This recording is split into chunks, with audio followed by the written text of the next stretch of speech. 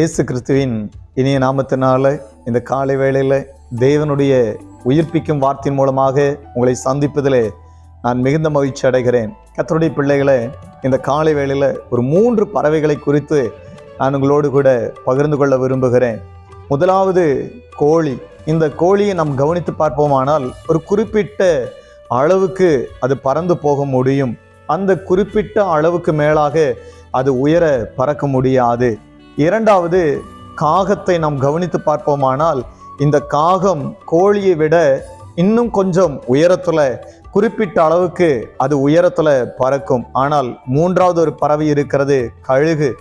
இந்த கழுகு எல்லா பறவைகளை காட்டிலும் அதுக்கு கண்ணுக்கு எட்டாத உயரத்துல இந்த கழுகு பறந்து போகிறதை நாம் பார்க்க முடியும். இதே போல சில மனிதர்களை நாம் பார்க்க முடியும். சில மனிதர்கள் கோழியை போல ஒரு குறிப்பிட்ட உயரத்துக்கு உயர்ந்து வருவார்கள்.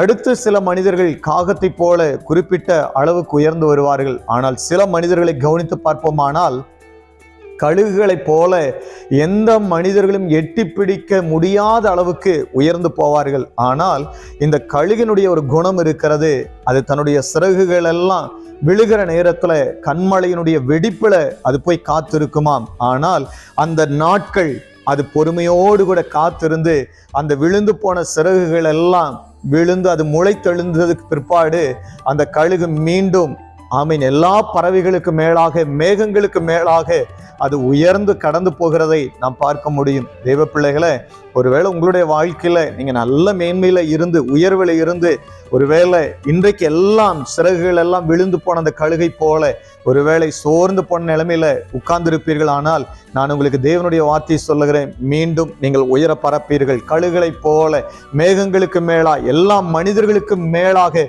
மீண்டும் எந்த ஸ்தானத்தை இழந்து போனீர்களோ அதே ஸ்தானத்துல மீண்டும் நீங்கள் உயர்ந்து வருவீர்கள். அந்த கழுகு நம்பிக்கையோடு கூட காத்திருக்கிறதை போல நீங்களும் காத்திருந்தீர்கள் அல்லவா? இது உங்களுடைய நாட்கள். மீண்டும் கழுகுகளை போல செட்டைகள் எடுத்து உயர எழும்புங்க. கர்த்தர் உங்களை ஆசீர்வதிப்பாராக. Praise the Lord.